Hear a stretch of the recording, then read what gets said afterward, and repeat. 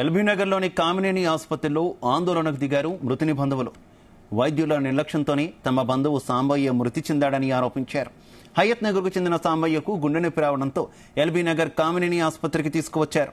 ECG తర్వాత 2 గంటలకు సాంబయ్య మృతి చెందాడని చెప్పి 60,000 రూపాయలు కట్టాలని ఆసుపత్రి యాజమాన్యం తెలిపింది. బిల్లు 15,000 అయితే 60,000 ఎలా వేస్తారని మృతుడి బంధువులు నిలదీశారు.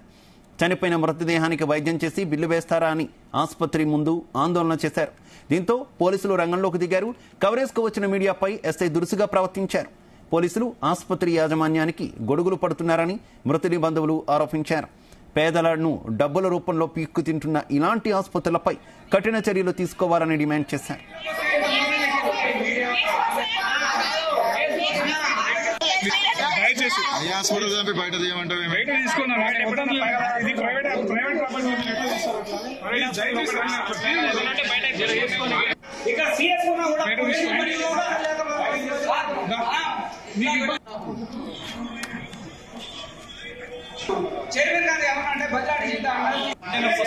షార్ట్ కట్ నొప్పి వస్తుందంటే వచ్చినాం. ఆ పేషెంట్ మంచిగానే వచ్చాడు. వీడికి వచ్చిన తర్వాత పేషెంట్ కి వచ్చిన తర్వాత ఆయన తీసుకొని పైకి పోయారు. సార్ అంటే మంచిగానే ఉందంటే పైకి తీసుకుపోయి చేపిస్తాను. పైకి తీసుకుపోయిన క్యాండిడేట్ కి ఏం జరిగిందో తెలియదు. తీరా 2 గంటల తర్వాత వచ్చి చచ్చిపోయాడని చెప్పాడు. చచ్చిపోయిన 2 గంటల తర్వాత బిల్లు ఆడ చేసిన 15,000 రూపాయలు నాకు బిల్ అయింది. ఆయన ట్రీట్మెంట్ చేసినందుకు 40,000 ఎందుకు యాడ్ చేసినామంటే ఆయన సమాధానం చెప్పట్లే.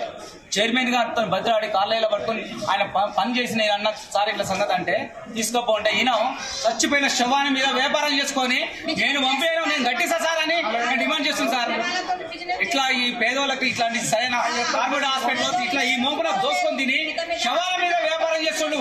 నెక్స్ట్ ఇప్పుడు వచ్చే జనాన్ని కూడా ఇది తెలవాలి.